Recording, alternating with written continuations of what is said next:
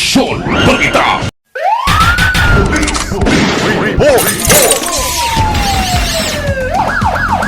Usa ka babay ang nadakpan sa bypass operation sa Barangay Puan, Ballyhermoso, Negros Oriental. Kidakop sa kapulisan ng usa ka babay nga giingon nga nakalapas sa balaod sa RA 9165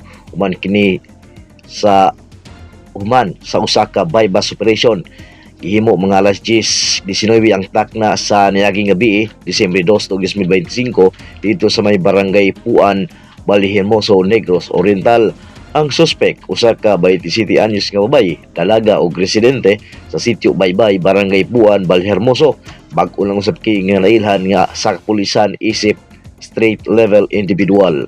Sumala pa sa Municipal Drug Enforcement Unit kon MDEO personnel sa Ballyhermoso Municipal Police Station ang ilang himo nga bypass operation sa mga lugar nga miresulta sa pagkadakop sa suspek o paghupot sa gituhuang illegal nga droga.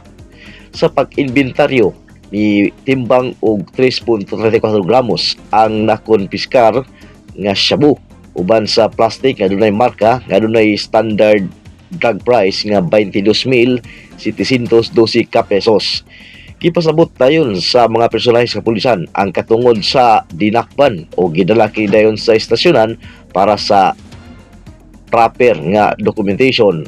Kaso sa paglapas sa RA 9165 sa Section 5 ug 11 sa Artikulo 2 ang ipamtang sa dinakpan. Alang sa news update, kini si Rodley sa Aksyon Balita. Aksyon! Balita! Walay pugong-pugong mubulgar sa kamatuuran sa kanginan.